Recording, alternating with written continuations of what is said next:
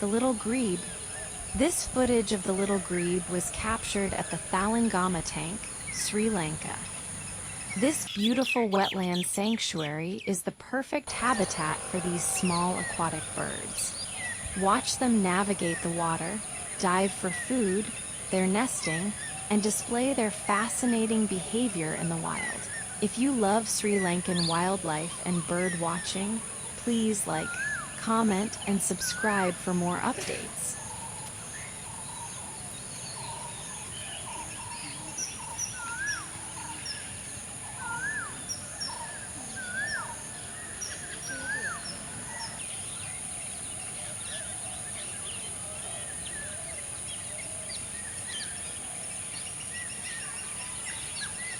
The Little Grebe Tachybaptus ruficollis, affectionately known as the dabchick, is a fascinating, pint-sized waterbird found across Europe, Asia, and Africa.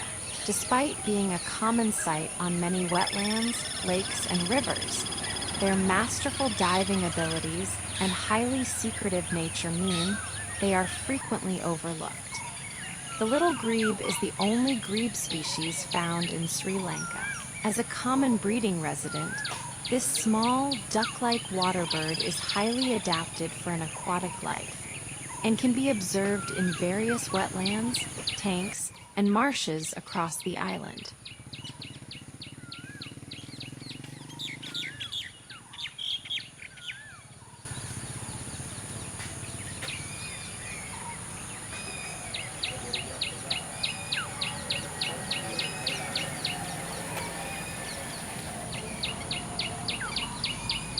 Measuring just 23 to 29 centimeters in length, the Little Grebe is the smallest member of the grebe family found in Eurasia.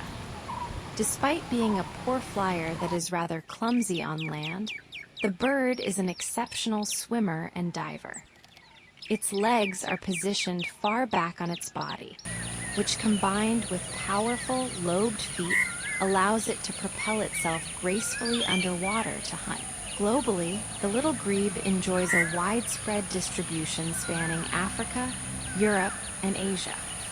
In Sri Lanka, the resident subspecies is T. r. capensis.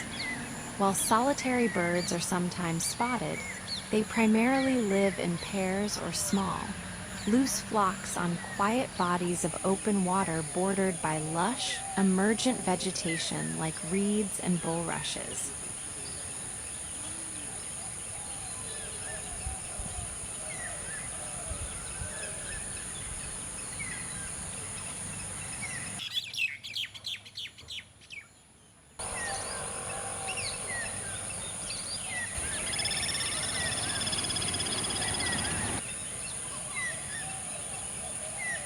Identifying a little grebe relies heavily on its unique appearance and behavior.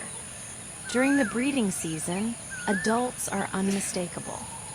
They feature a dark cap and back, striking dark rusty chestnut cheeks and neck sides, and a bright yellow patch at the base of their pointed bill, called the gape. In their non-breeding plumage or as juveniles, the bright rufous colors fade into a dirty, brownish gray, and their bill turns pale. A hallmark characteristic of the Little Grebe year-round is its compact, rounded body with a distinctive, fluffy, powder-puff rear end. The bird is highly secretive. When threatened, it rarely takes flight. Instead, it sinks its body low into the water or dives completely out of sight. It can remain submerged for impressive lengths of time, often popping up in entirely unexpected areas. They are also quite vocal, especially during the breeding season, producing a distinctive trilled weet weet weet or wee wee wee that closely resembles a whinnying horse.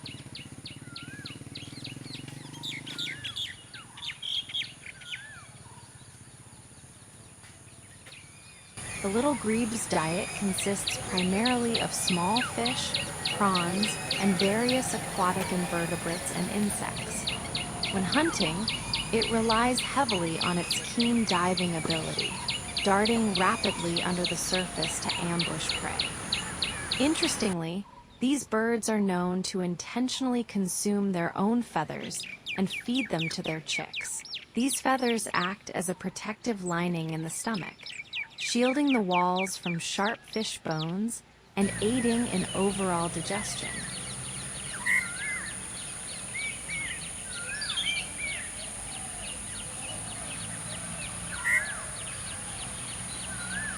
In Sri Lanka, the little grebe is widespread throughout the lowlands, but it is considerably more common in the dry zone compared to the wet zone. However, it is also known as a rare breeding resident in higher hills. For bird watchers and wildlife photographers in Sri Lanka, the bird is commonly sighted at key wetlands, such as the Thalangama Wetlands, Diasaru Park in Thalawat, Atidia Wildlife Sanctuary, and the Vankalai Bird Sanctuary in Mannar. The breeding season in Sri Lanka typically runs from December to February, with another probable breeding period in June. They construct a floating nest made of water weeds and aquatic vegetation. The female generally lays 3 white eggs, which the parents will cover with weed debris when leaving the nest unattended to avoid predators.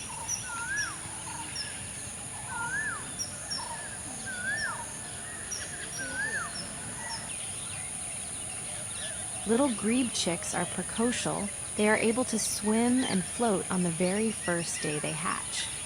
Despite this innate ability, the chicks prefer resting on the backs of their parents while the adults glide across the water. The parents take turns caring for the young, with one adult often staying on the nest with the chicks, while the other fetches small food items. After about 30 to 40 days, the young become completely independent, and they are capable of flying within 45 days.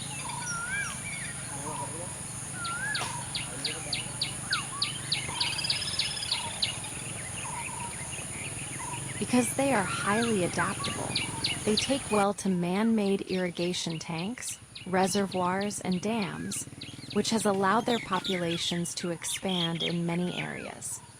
However, in some localized, human-modified regions, they are threatened by wetland pollution and aggressive recreational activities. Despite these regional pressures, the species remains a widespread and common sight.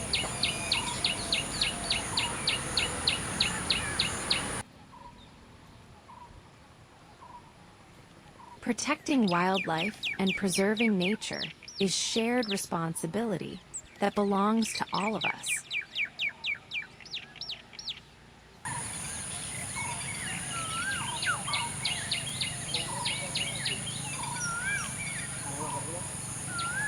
Subscribe to this channel for more videos like this. See you in the next one. Thanks for watching.